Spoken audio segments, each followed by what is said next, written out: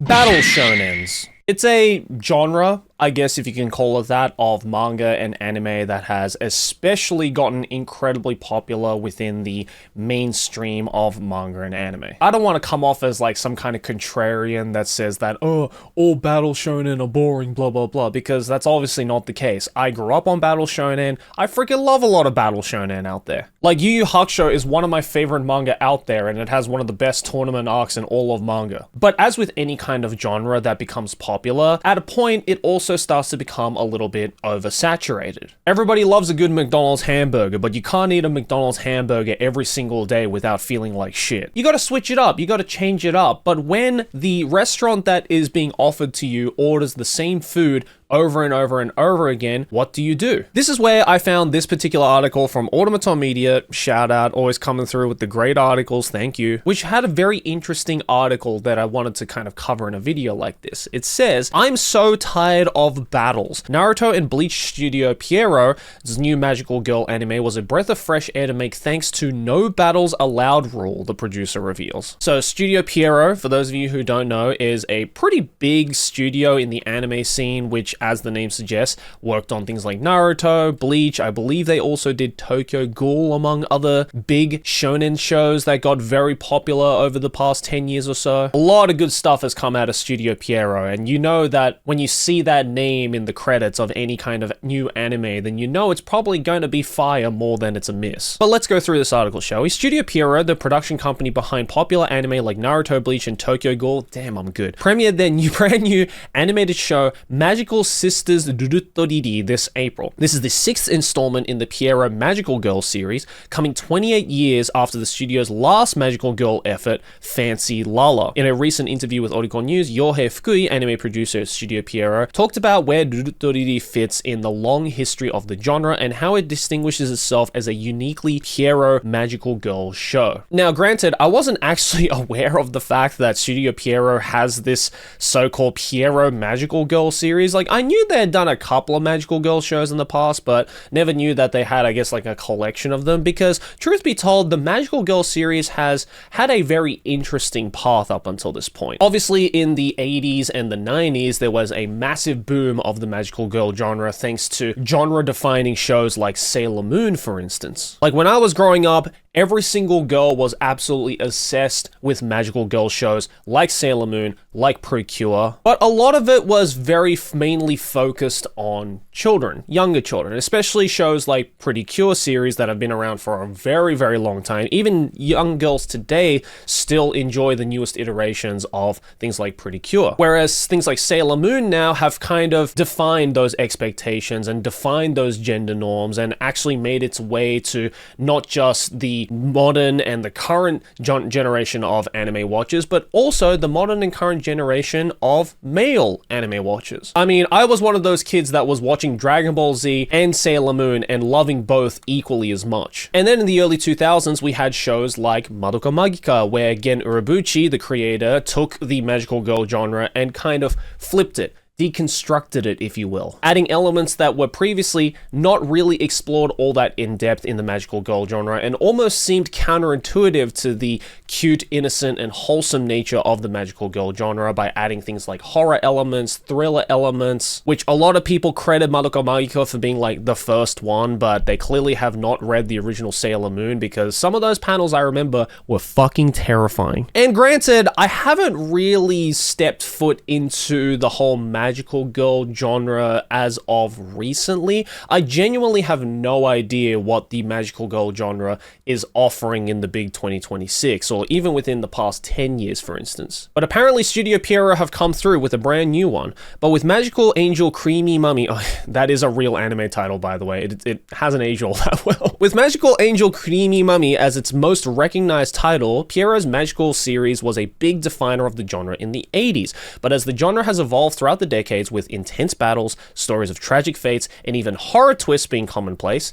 Say, for example, in Madoka Magica, for instance, Naruto deliberately opts for maintaining the studio's flagship magical girl style, adapting it for a Dewa era audience. Dewa era basically being this modern era audience. As Fukui explains, Studio Pierrot took the time to explore these new possibilities while also not breaking the no battles allowed rule, which has been laid out for all of their other previous magical girl shows. He also hopes that the new anime will come as a change of pace among the information-packed media of the 2020s. Interestingly enough, the anime also seemed to be a breath of fresh air for Studio Pierrot's staff, who have for a long time worked on many popular action and battle-heavy anime. Our company has produced numerous works like Naruto and Bleach that lean heavily into battles, but this time the producer in charge was like, "I'm so tired of battles, lol." In the current day and age when it's easy to get tired from informational overload, we felt that there is a need for an anime with a tender and soothing worldview. Instead of an anime that you have to watch with your eyes glued to the screen, we wanted something you can casually watch while you unwind. Basically, that's just them saying we wanted to make some second monitor content and just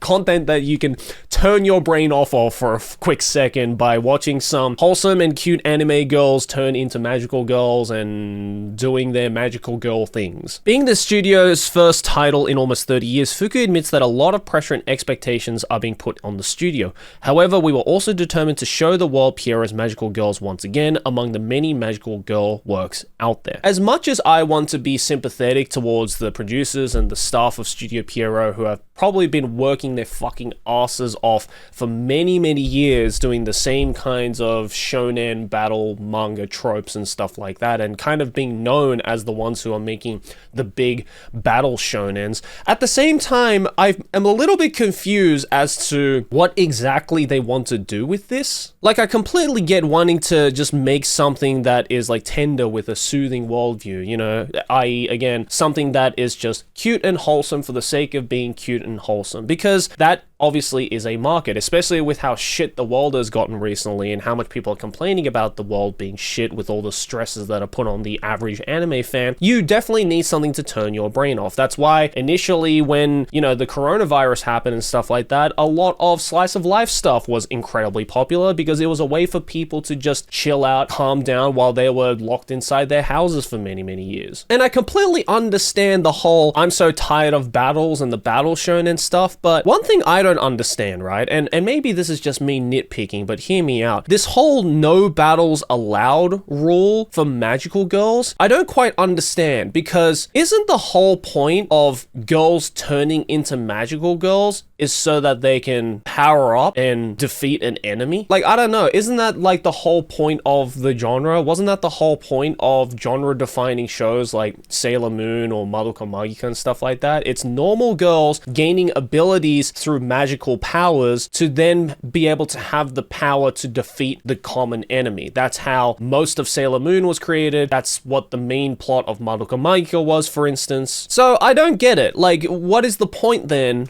of these girls turning into magical girls if they're not allowed to battle? Are they just having a costume change? Again, I have not seen this anime, and I'm not going to sit here and pretend like I'm a fucking expert on the magical girl genre, because I'm not. I've seen my handful of magical girl shows, of course, and to know that, you know, I know how the basic structure of magical girls is supposed to happen, but I don't understand why they can't have battles in them, you know? At least, like, give us a reason as to why these girls are transforming. Again, I haven't seen this new anime, so there might just be a plot where, like, I'm completely missing the point, and maybe there is no, like, common enemy that these girls have to defeat. I mean, this screenshot here, it looks like they're just making a fucking TikTok for their audience or something. But the second issue that I have with this is that the unfortunate truth of the matter is that the modern anime watcher does not really care about any other type of genre outside of the battle shonen, especially in the West, and especially magical girls. I think in the West and with this modern anime audience, the majority of people look at magical girl shows as the shows that, oh, children who are under the age of 3 are going to watch. It's like their first foray into anime is, oh, let's just show them the cute and wholesome magical girl shows. Which is not completely wrong, even in Japan. I mean, you know, that's the whole reason why the Pretty Cure series has been going on for God knows how many decades and is still just as popular with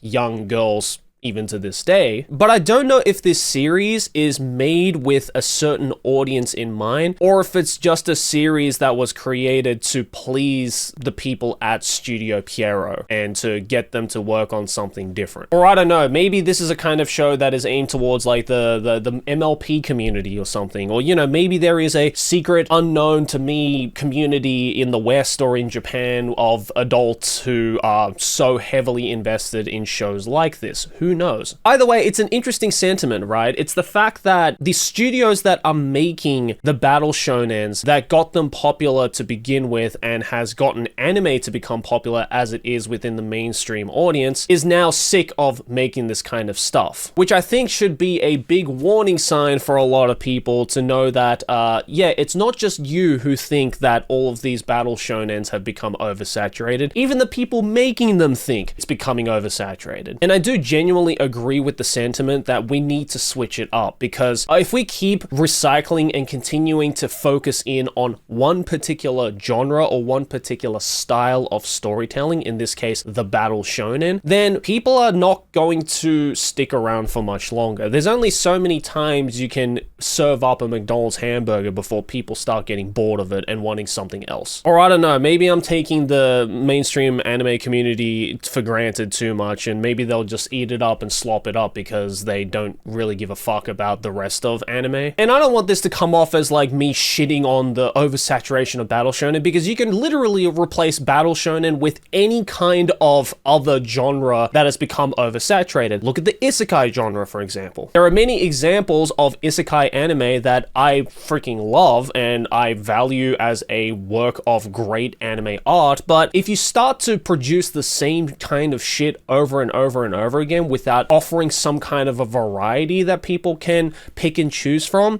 then the medium is just going to get stale. Which, let's be real, with the recent oversaturation of isekai shows especially, has definitely started moving towards that direction. So yeah, W to Studio Pierrot for changing it up in a rather interesting position that I guess is following the roots of the studio. And I'm glad to see that the people who are actually making the anime are also having fun making anime again, because yeah, I would probably also be bored if I had to make the same kind of shows over and over and over again. But that was just a little think piece I wanted to touch upon. I'm very interested to hear what you guys think about it, so let me know your thoughts and opinions down in the comments below. And hey, thanks for watching. If you enjoyed this video, make sure to smack my face right here, subscribe to the channel. Let's keep making big channel number go bigger. Over here next to my head is a couple more videos you can check out if you enjoyed this one. I just realized that I made all of those McDonald's burger analogies while wearing a McDonald's shirt, so irony. I definitely planned that.